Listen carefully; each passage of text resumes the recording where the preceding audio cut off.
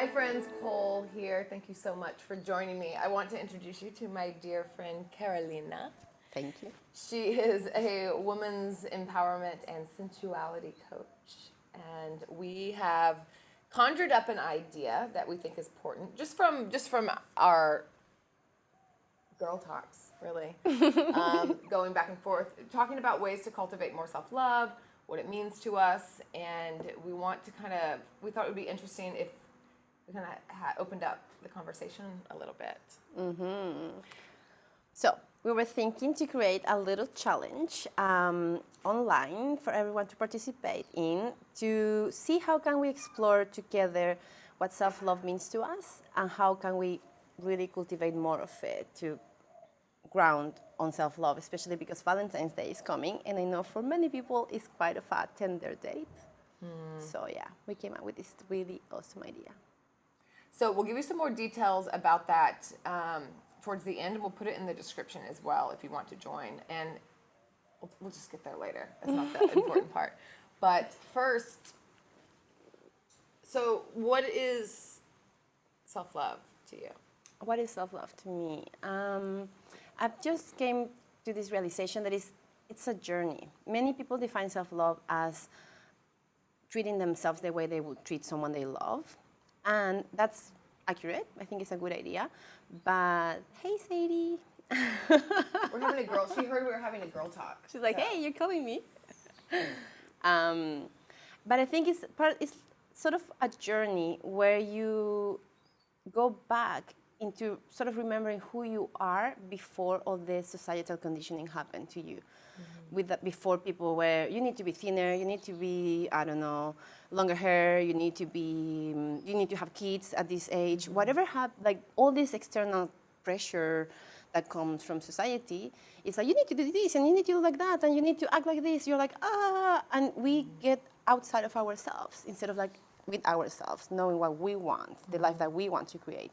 So for me, that's self-love, the journey of stripping away these layers and being like, what do I want? Okay, I'm going to give it to me. And I'm going to make sure every day that I'm giving that to myself. So self-love is not just like taking bubble baths and, going to manicure to get your nails done, but to just really live the life that you want and being in alignment and integrity with your truth, what your truth is.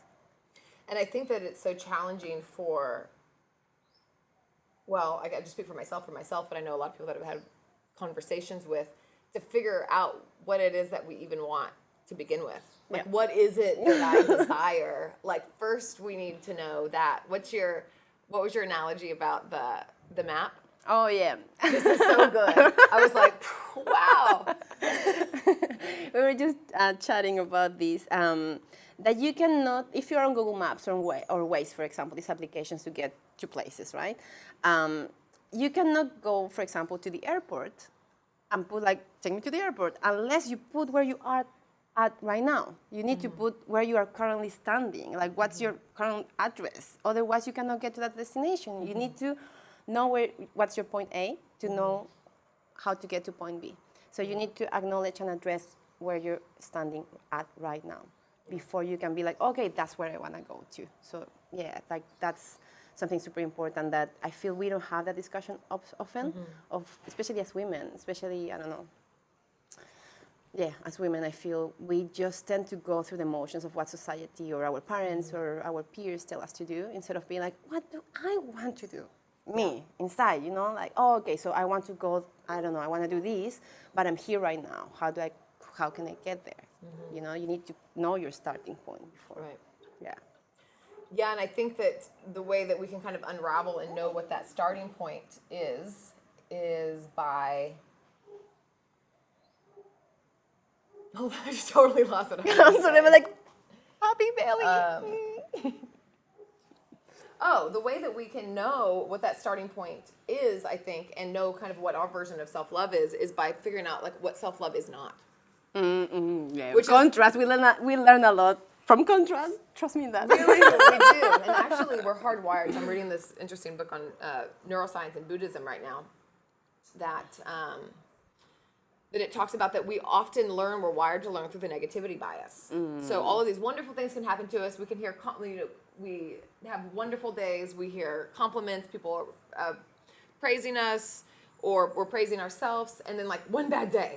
It's like this negativity bias, and that's what we remember. We remember that one comment that somebody made, or we remember these things, and we're kind of wired for that in terms of survival. Like, so the negative stuff was more important for us to survive. Because it can protect us protection against threats. Yeah, makes but sense. we're living in a different world right now, but we still have some of this instinctual stuff. So it's we don't only want to learn through contrast. We don't have to learn through hardship. We don't have to. We can learn through pleasure and bliss and joy. happiness and joy and fun, definitely. And all of those things.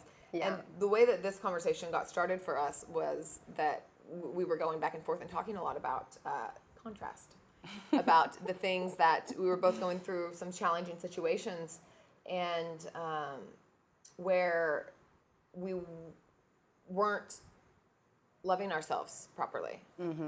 And it was very apparent, and especially apparent whenever you're mirroring, when you're with a friend or talking with a friend, where you can like help show them like, you're doing this, babe. You really shouldn't be doing that. I love you. You can live your life, but let's do something different. right. And it's back and forth. it's very important to have those people that will help you with that. Yeah, definitely. And so that's kind of where this started. And so figuring out, what areas in our life, it's like, where am I not being kind to myself?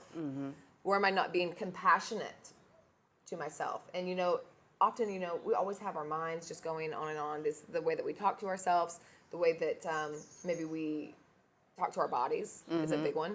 Self-talk is a huge one, yeah. Yeah. And so starting to realize all of these things, and then realizing that we have a choice to do that or not. So these are the things that we want to shift. So really coming out and identifying. So at the beginning of the challenge, we'll be identifying some of the things that we want to shift, and kind of owning where we are, putting that acceptance, that A, or that point A. And then throughout the week, we'll have we'll talk about some different things in order to get to Point B. Point B. Go to where we want to be. Where do you want to go? Get to the airport. And, I love that, yeah. Yeah, and some of the topics that we'll include are compassion, freedom, self-expression, pleasure, acceptance, pleasure. A woman's pleasure coach. Ooh la la. I was just thinking about something that you say, that many times self-love, we tend to associate it immediately only to being soft and tender and caring with ourselves, which is vitally important, but also sometimes we need to be tough with ourselves. And the biggest way for us to show up with pure self-love, like radical self-love, is to be like, okay, babe, you can't keep doing that. Right. Like for example, with smoking, with a toxic relationship, you can be like, but I love the person, but smoking makes me feel grounded or whatever, like calms my anxiety. But it's like, no, I'm like, say that to yourself, like, we're done. Fuck that. Yeah. We're done. We need to stop that. So it's super important to sometimes know and remember that self-love, it's also boundaries. It's discipline, it's willpower. Like many times I insist, we tend to think that self-love is just this loving, like motherly, soft energy, like accepting, And sometimes it's also like, okay, what's next? Yeah, no is a big part of self-love. No can be love too. Yeah, no can be love too, exactly. And I think as women, we really need struggle to learn with that, yeah. Because I've talked to so many women that it's hard to say no. Like it's challenging to ourselves, to other people. Yeah. So I'm excited to unpack. We're always unpacking stuff just on our own. So we think that this will be really great, and we can support each other as well. And Sadie's going to join. Yeah. Sadie's going to join. Through her Instagram account. She knows about self-love. She takes a nap whenever she wants it. She rolls in the mud whenever it feels good. She makes asks shapes. for what she wants. She rolls on her back when she wants to be pet. We can learn a lot. Taking care of herself, definitely. Asking for what she wants. That's a big one, Asking for too. what you want. Yeah. She knows how to do that. Indeed. Yeah. So basically what we want is to, remind ourselves and remind each other that many times we're like, oh, but this happened to me in the past. I don't know how to love myself. I don't have self-confidence. I don't have self-esteem enough, And whatever happened in the past is in the past. We always have the choice right here, right now, to be like, okay, this is what I want to be working on in my life right now and get better. And 2019 is just starting, so I think it's a really epic idea to be like, how can I top up my tank of self-love, self-care, self-esteem, learn how to express myself, really live like my truth or whatever you think is important right now for the beginning of the year. And we always have the chance to begin again. I say this a lot. Oh, yes. I say this a lot, like when we're coming out of Shavasana and we move into fetal position before we sit back up. It's like that position even symbolizes like a rebirth, and that we get the chance at any time to begin again. Like at any time we get the opportunity to say, I'm going to have a new perspective. I'm going to look at things differently. I'm going to create a new story. We create stories in our mind. We just do it.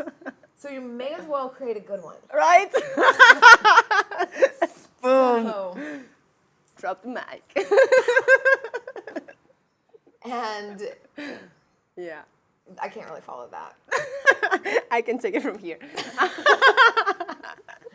Yeah, it's just what she said, that we always have the chance to start fresh any given time. We always excuse ourselves or like limit ourselves to really get what we want under the excuse that we are too old, we are too big, we have kids, we don't have kids, we have a partner, we don't have a partner, like whatever it is, we usually hide behind those excuses, not really get what we want, when the reality is what you just said.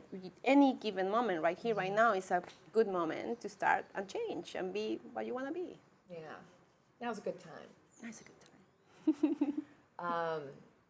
So we're gonna run the challenge on Instagram. We'll be posting videos here as well, but it doesn't have to be. I mean, you don't have to do it at the same time as we do it. It's gonna be online, and we'll provide links of where you can find some info, some like written info as well. And it'll be good. So we'll leave some comments down below. Yeah, And join us. links and stuff like that. There are going to be prizes. Yes, and prizes. Prizes are coming. More than just your own self-love, even other things. Which is the biggest gift. Right, Don't forget that. Just icing on the cake. So anyway, we'll be back soon. Thank you, love. Thank you. Sweetie!